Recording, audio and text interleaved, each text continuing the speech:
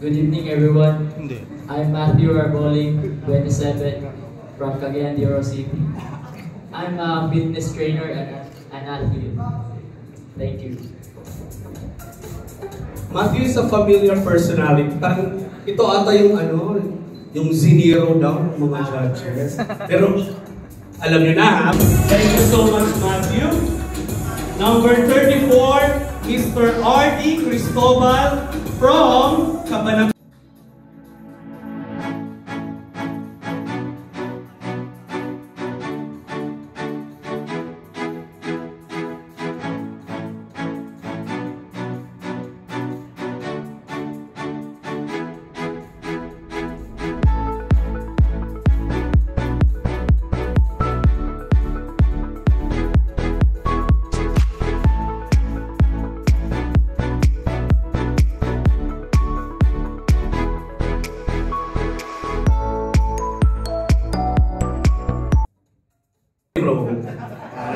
Bawal ang zero dito, okay?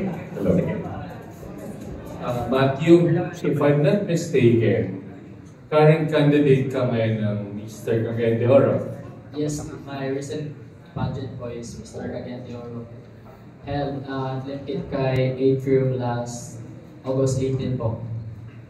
So tapos na? Yes, tapos na.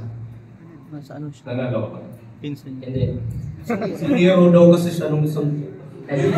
Sige, indulge natin ang crowd natin. Kasi nakikita mo naman sa mga media pages natin sa pageantry.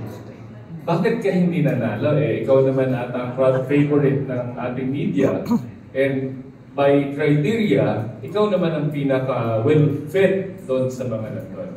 Sana naging fair naman sila. Pero we're curious bakit ka nag-join sa Mr. Grand Philippines. Madami namang ibang pageant. I joined Mr. Grand Philippines because it's a prestigious platform that I can represent Cagayan de Oro City to greater heights, and I will contribute great things in this prestigious platform. Thank you. Patas naman kami dito. Wala naman magbibigay ng zero dito sa'yo. Thank you. Baka sa ibang judges. Next question.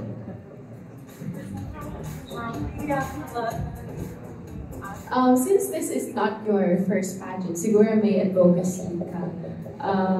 Can you share that with us and tell us kung anong ginawa mo before with in regards to your advocacy to raise that awareness?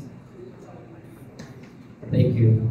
My advocacy is Sustainable Development Goal number 3, good health and well-being.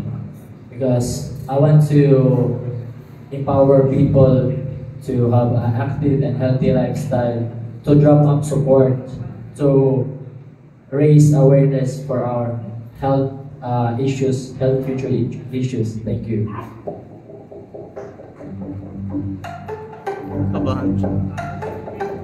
Can you share something just to show your personality or your hobbies mo, your passions mo, yung fun side mo?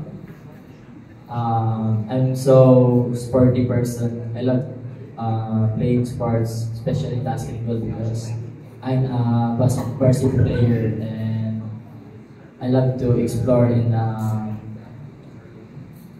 more on high adrenaline activities. That's all right here. Do you have a talent that you could share with us today? So far, my talent is all about basketball because I just practice it since grade school. Matilda, baka pwede ka daw bola for the team. Any other questions? Yes, ma'am. I'll put 3 points here for you. Wow, 3 points. Any other questions? Yes, ma'am. Okay, it's not a very serious question, but could you tell us a most recent funny memory? My most recent funny memory is about the recent issue that I got zero character because many radio station want to interview me for a statement, and all my supporters are keep on keep on asking about those introversion. So one last question. Since you got 0 on that pageant, so if I'm going to ask you, how can you rate yourself from 1 to 10? 1 is the lowest and 10 is the highest. And why? For me, it's I rate myself 9. Why? Because I always believe that there's always room for improvement and I'm a teachable person. Thank you. Matthew, tama ba yung 0 sa character? Yung binigyan ka ng 0 sa character part? Yes, Tari naman ng 0 na character. Okay. Sige. Thank you so much, Matthew. We'll see you again later. So, ayan, from Cagayan de Oro. Anything else we would like to congratulate for being the finalist in Mr. Grand 2024? Thank you so much for this wonderful opportunity to be part of Mr. Grand Philippines 2024. So first question for you is, how does it feel na finally you are already proclaimed as one of the official candidates? First of all, I'm very grateful to join this prestigious pageant to showcase my capabilities and on how I prepare for this national pageant.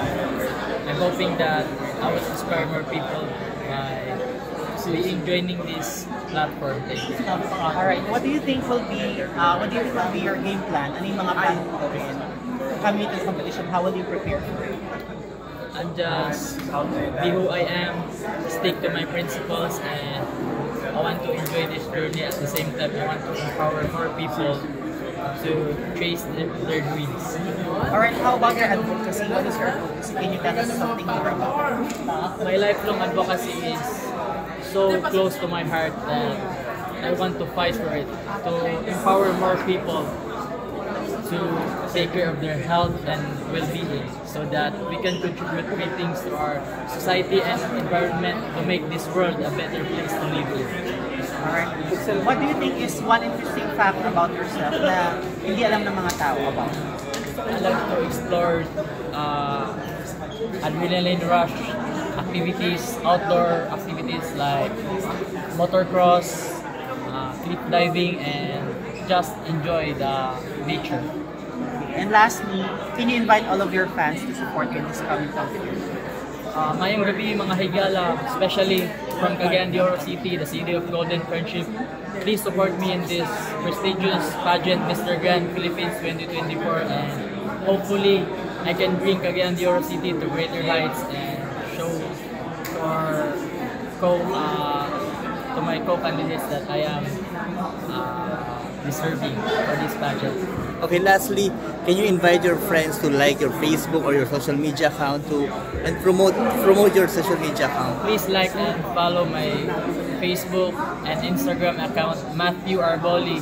That's all. Thank you. Thank you so much and congratulations. Good luck.